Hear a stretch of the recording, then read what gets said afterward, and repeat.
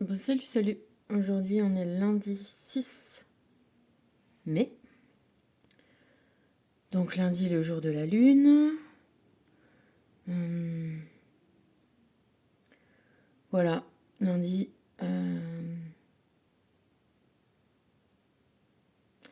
Lundi 6.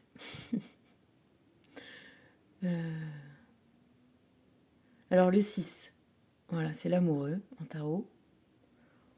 Alors tu le vois bien avec ce chiffre romain là-haut, en haut là. On peut le lire 6 parce qu'on connaît, on a la ref. Et si on n'a pas la référence, on lit vie. Voilà, moi je trouve que ça veut déjà pas mal tout dire. Et après on te dit, tu vois, comment c'est écrit l'amoureux. Alors pareil, on a la ref parce qu'on sait que ça c'est... Enfin, plus ou moins comme ça. Mais sinon, on pourrait dire l'âme ouvre ou rêve. Voilà, c'est un peu encore ces trucs symboliques du tarot sur lesquels je planche là en ce moment. Et c'est vrai que genre ça me prend un peu la tête quand même. Mais bon. Après, donc le message, voilà, qu'est-ce que ça nous dit de cette histoire-là?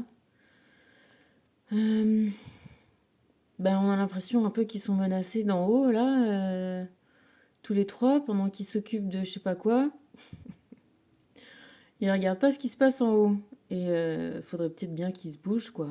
Hein, parce que, dis donc, parce qu'il y a les rayons hein, du soleil, manifestement, mais il y a aussi ce petit ange, là, c'est peut-être Eros, justement, dont on parle, qui est le dieu de l'amour, qui s'apprête à tirer une flèche. Alors, bon, manifestement, il en a qu'une, là, pour le coup.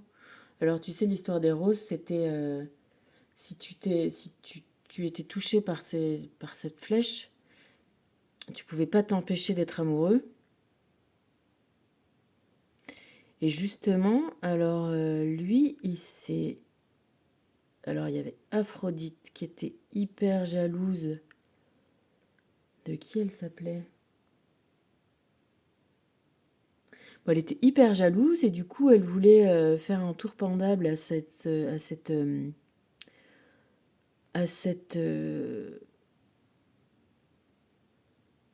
nana. Et elle avait envoyé Eros faire je sais plus quoi. Enfin, tu vois. Et puis en fait, Eros, quand il est arrivé, il l'a trouvée endormie, il l'a vue tellement belle, il a trébuché et il s'est lui-même égratigné avec une de ses flèches. Et du coup, il est tombé éperdument amoureux de la nana. Tu vois, j'ai pas travaillé le truc parce que du coup, là, je me souviens plus les noms. C'est un peu finalement l'histoire de la Belle et la Bête. Et du coup, comme forcément, il avait pas fait son taf auprès d'Aphrodite, il a caché tout ça. Il a fait une maison, enfin un palais à cette nana-là. Et, euh, et en fait, elle était tout seule toute la journée. Et il venait que la nuit. Parce que comme ça, elle le voyait pas. Et du coup, ben voilà, il s'aimait les nuits, c'était chouette et tout. Et puis à un moment, donc il lui avait fait jurer de ne pas voir son visage. Et puis finalement, elle avait quand même des sœurs qui lui ont dit ah, gna, gna, gna. Ça se trouve, bon, la Belle et la Bête, tu vois, elle est moche et tout. Puis finalement, comme elle a vu qu'il était super beau, parce qu'à un moment, elle a, elle a fait pour le voir. Du coup, lui, il était obligé de partir et de la laisser comme ça. Et puis finalement, en fait, elle était super amoureuse. Et, euh, et elle a fait genre...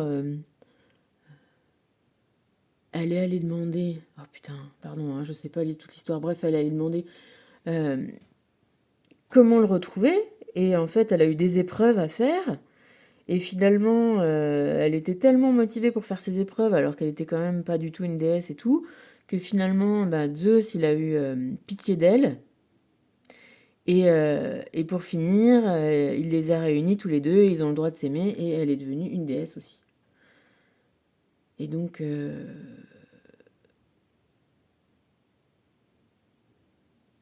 Et ben voilà, moi ça m'échappe, je sais plus comment elle s'appelle. Et puis du coup, ben Aphrodite finalement, elle a plus trop rien dire quoi. Bon voilà, ça c'est l'amour. L'amour qui peut tout, l'amour qui surmonte tout et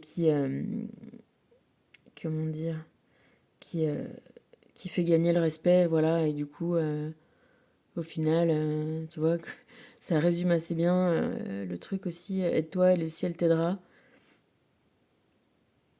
Et voilà, cœur vaillant, rien d'impossible et l'amour peut tout. Donc voilà la petite histoire d'Eros. Pour le reste, cette carte, voilà. En tout cas, ça te montre qu'une fois qu'effectivement t'es touché par, euh, par cette pointe, là, par cette flèche d'amour, bah, il n'y a plus grand-chose d'autre qui compte que l'être aimé. C'est c'est assez redoutable, le vrai amour. Mais c'est ça aussi qui, voilà, qui fait trouver des ressources en soi insoupçonnées. C'est en ça que c'est bien, c'est en ça que c'est... ça nous soumet et en même temps ça nous décuple. Tu vois, c'est... Et c'est le thème du Kohan 23,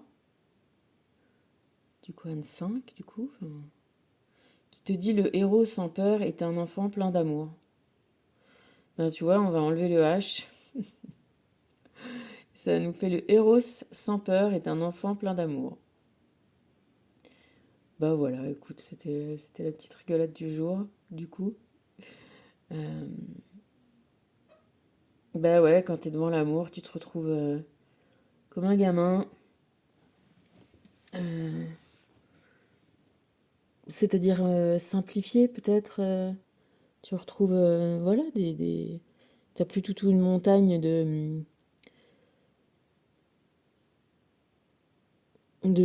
règles et de devoirs et de ci et de ça, et tu te retrouves, voilà, comme le petit Eros là, tout nu avec tes petites ailes. L'amour donne des ailes, ça c'est la pub.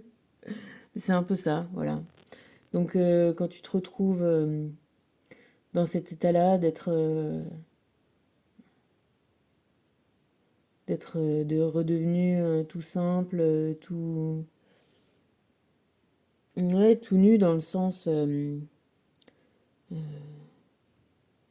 t'as plus de cachette, tu vois, t'es tout, ouais, t'es redevenu, ouais, tout simple, quoi. Tu peux pas faire semblant, tu peux pas faire comme un gamin. Il a pas eu le temps de prendre des, des masques et des attitudes de repli. T'as plus de cachette, quoi. T'es, et puis t'es un enfant parce que ben t'es soumis. T'es plus en mesure de te défendre finalement. Voilà, face à ça. C'est ça aussi être un enfant. Alors est-ce que c'est bien parce que souvent ça fait peur aussi, on se sent faible, mais finalement on te dit que ça te rend plus fort, voilà, c'est ça voilà, qui te fait faire des choses peut-être inconcevables, inimaginables. C'est une faiblesse devient une force, c'est un peu ça qu'on essaye de faire dans nos vies, de transformer nos faiblesses en force et finalement nos forces en faiblesses. Et voilà, le chef, le roi, le, l'énergie, le chi, tu vois, le chi, le L, c'est ça, c'est l'amour. C'est le.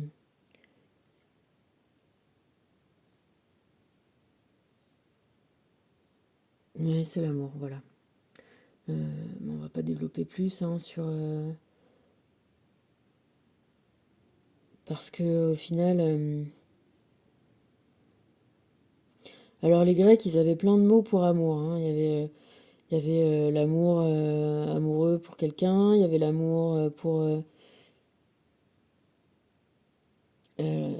Bah, il y avait Eros, donc c'était l'amour amoureux. Agapé, c'était l'amour, genre plutôt la compassion. Il y avait fi...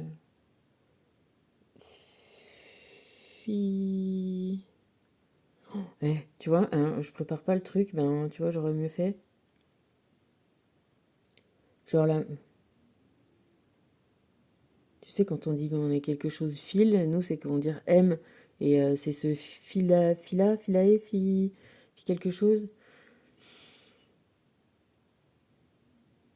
Donc, quelque part, ben, nous, quand on parle d'amour, on parle beaucoup de Eros, mais il n'y a pas que ça, quoi. Hein. L'amour, il peut prendre plein de formes, et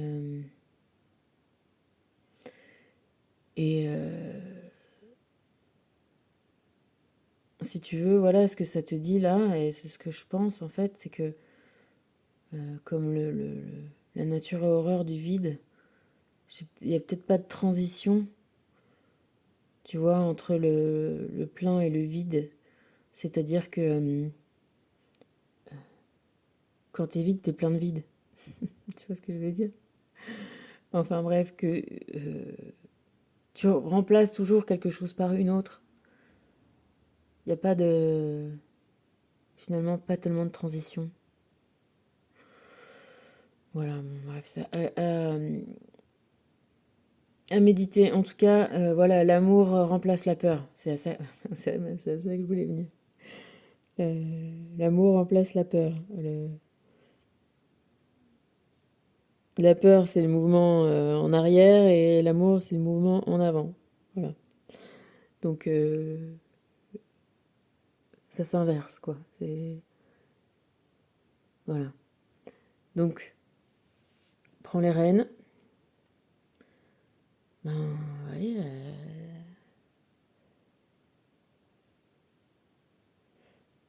en avant, quoi. Hein? Ça y est, maintenant, Eros, t'as égratigné et du coup, bah, faut y aller. Faut y aller, faut y aller. Sors de ton cocon. Bah, c'est pareil, hein. C'est-à-dire que maintenant que tu as une motivation, du coup, tu es obligé d'agir toi, hein, c'est toi qui agis. Et du coup, tu es obligé de sortir on va dire, de ton confort, cocon, ouais, voilà, de quelque chose, de tes limites, voilà. Un cocon, c'est des limites. Maintenant, tu es obligé de sortir de tes limites. Fais face à tes adversaires. Bah, tu deviens le héros, hein, forcément. Qu'est-ce que c'est les adversaires? Bah, tu vois, j'écoutais des trucs sur l'électricité. Euh, comment ça s'appelle? Bah, du coup, ils ont trouvé des superconducteurs parce que, parce que les courants sont freinés. Tu vois, une action, elle est toujours freinée. Parce que, parce que ça met des vibrations et ça fait des freins. Et les superconducteurs, à une température super basse, eh ben, il n'y a pas y a plus de frein. Et du coup, c'est un mouvement éternel, perpétuel, jamais freiné. Donc on n'en est peut-être pas encore là, mais encore que les héros, tu vois, il n'y a rien qui les freine, hein. Du coup, c'est des superconducteurs. Donc fais face à tes adversaires, forcément tu vas en avant, il y a des choses qui vont te ralentir. Et, mais comme toi, tu vois, t'es piqué par l'amour et que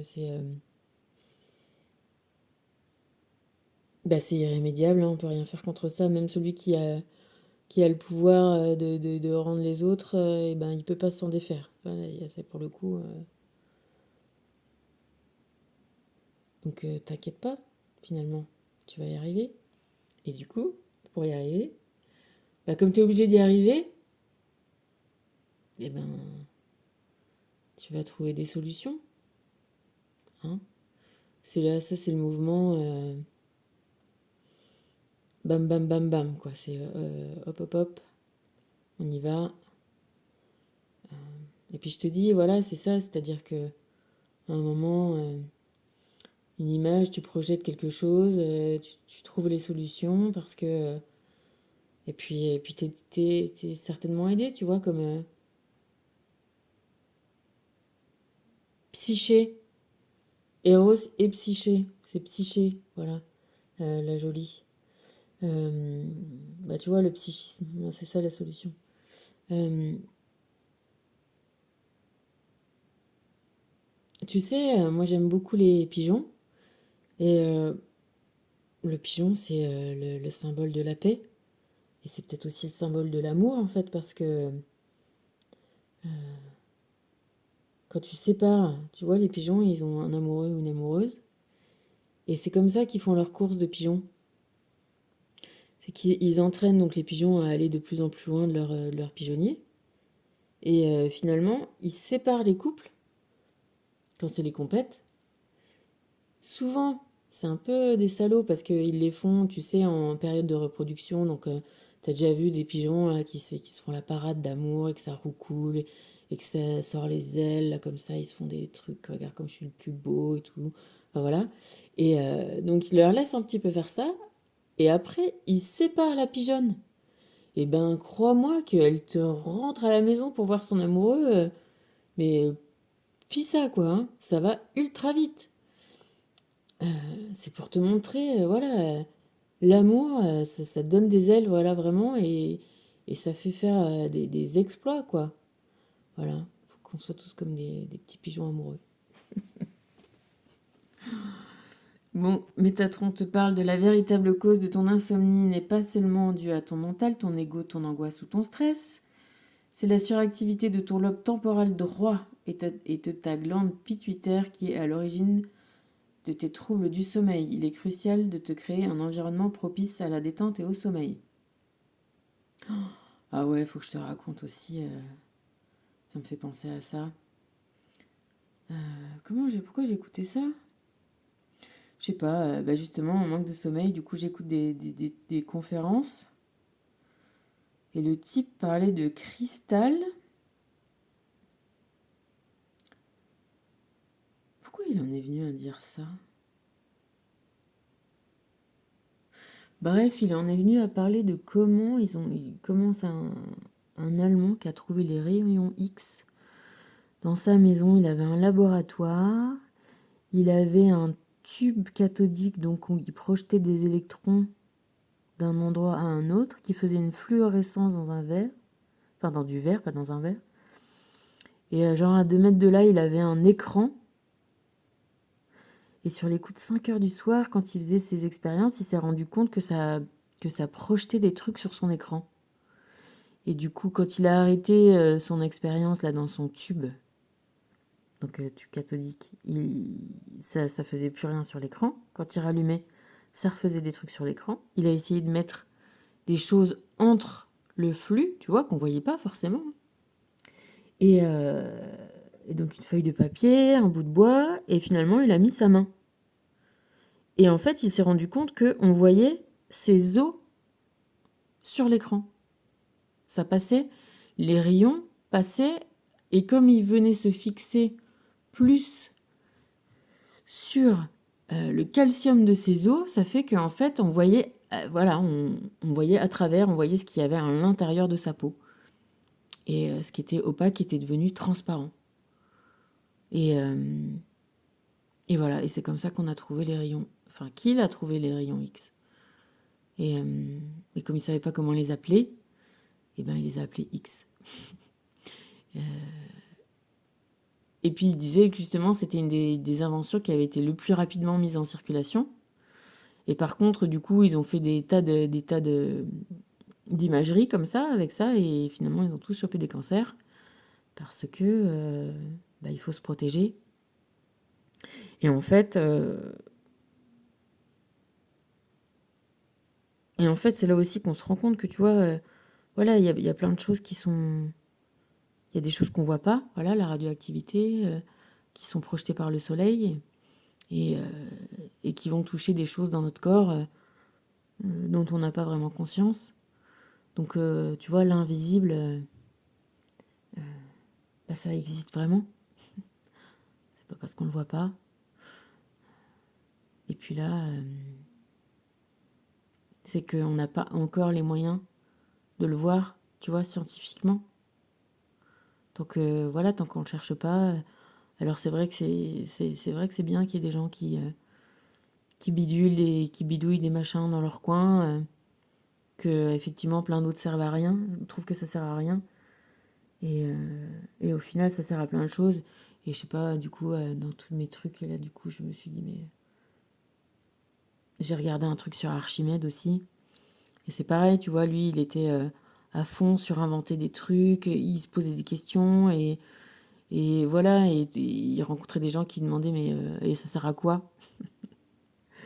Bah, ça sert. C'est-à-dire que, tu vois, Archimède disait qu'il y avait, tu vois, des lois qu'on trouvait et qui pouvaient servir à plein de choses. Pas une loi, une chose. Une loi, elle peut. Tu vois, ça découle et ça découle et ça découle. Ça fait une cascade, en fait. Tu vois, ça. Et que voilà, vraiment, manifestement, Archimède, c'est le savant, le mathématicien, quand même, le plus fort, hein, de tous, de tous les temps. Je t'en redirai plus long. Mais c'est vachement intéressant. Michael nous parle de Sirius. Tu as déjà vécu sur l'étoile Sirius. Ton inconfort à trouver ta place sur Terre s'explique en partie parce que ton âme revoit sans cesse les images de son incarnation là-bas. Ouvre ta conscience à la possibilité de ressentir de nouveau tes capacités psychiques. Bon, ben écoute, on est perturbé dans notre sommeil, on a envie de s'éloigner, de s'évader.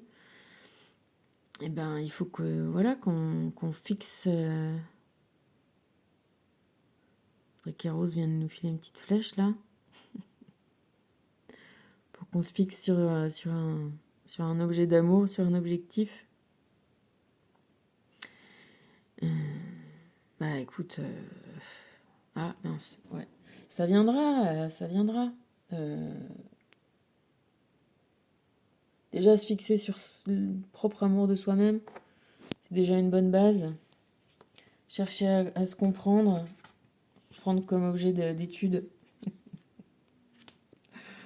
Ou alors trouver voilà, des choses intéressantes. Le monde est quand même vachement intéressant. Et les autres gens qui ont trouvé plein de trucs, c'est intéressant. Même, je pourrais te dire, donc j'ai écouté, c'est un truc sur l'électricité.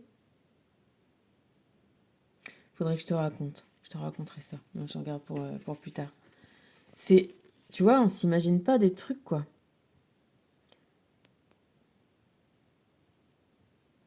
Il y a plein de trucs. Ouais, bah c'est sûr que si on n'a pas d'intérêt dans la vie, tu vois, on a besoin de se remplir, en fait. Et du coup, c'est ça qui fait que on va acheter des trucs, tu vois, l'impression de...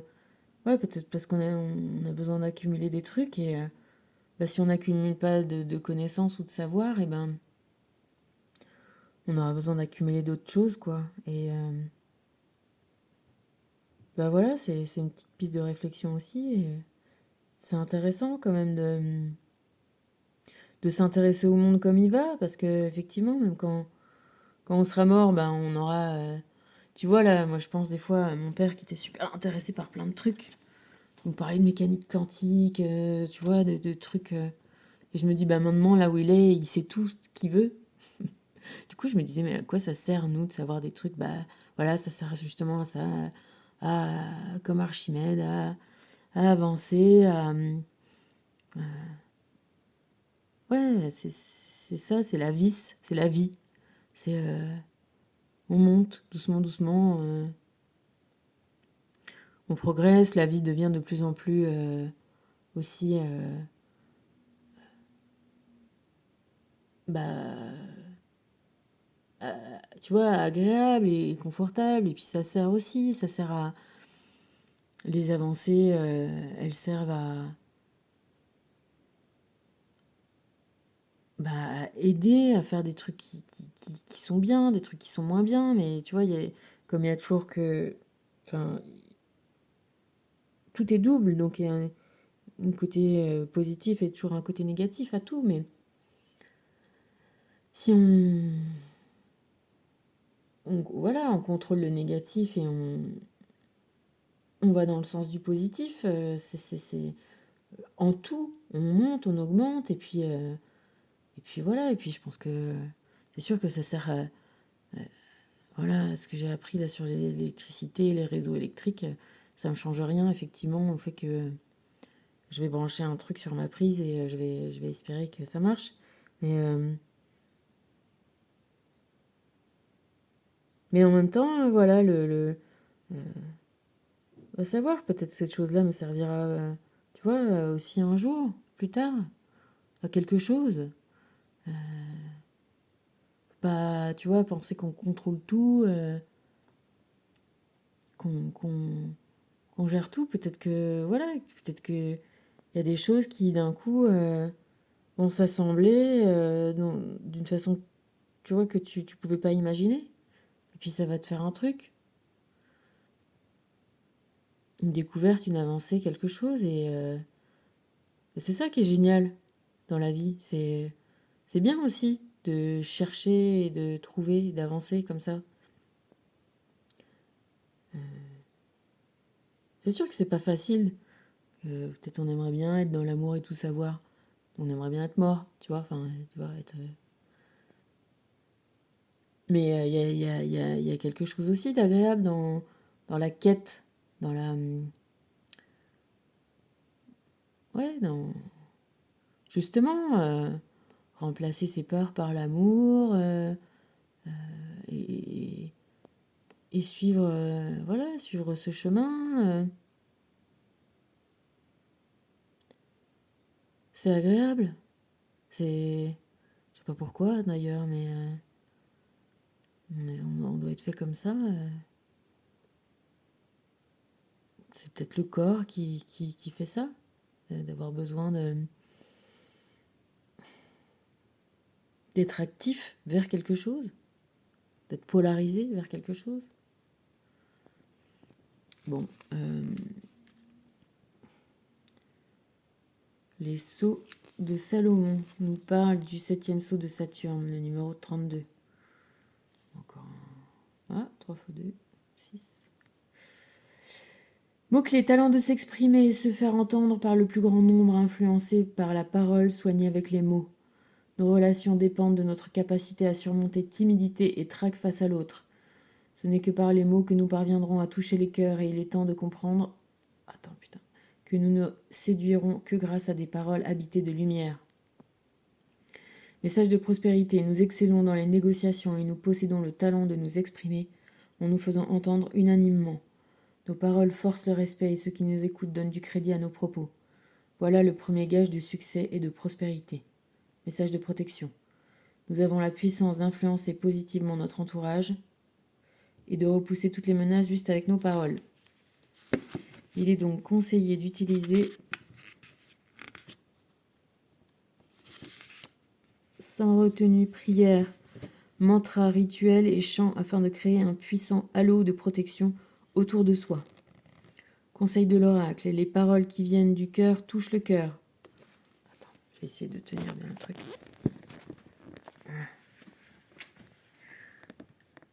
Les paroles qui viennent du cœur touchent le cœur, ce n'est qu'en étant au plus près de nous-mêmes, dans l'authenticité et l'insincérité, que nous entrerons en réelle communication avec le monde. Alignés à notre cœur, nous pourrons même libérer une personne de la négativité et du mal qui l'accable. Alors, si ça avait été inversé, nous n'avons pas surmonté d'anciennes humiliations qui nous maintiennent encore aujourd'hui dans des peurs, des hontes et des croyances limitantes. Afin de sortir de la paralysie et de retrouver nos pleines capacités, il est indispensable de faire un travail sur soi qui passera par la parole. Ok. Bon voilà, on peut prier, on peut...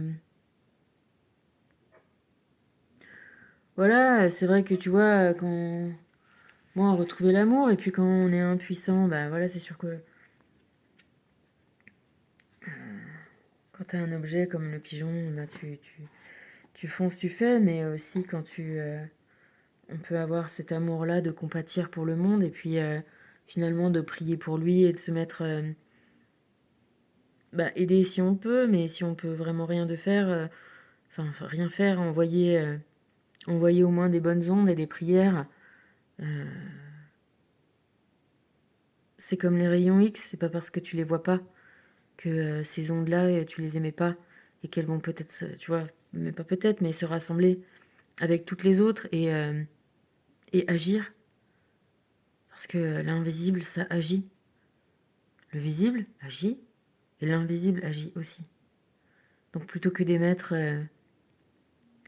des ondes négatives, c'est-à-dire que rajouter du négatif au négatif, essayer de le contrer avec des prières positives, des souhaits, des vœux, voilà, des bonnes ondes, ça agit aussi.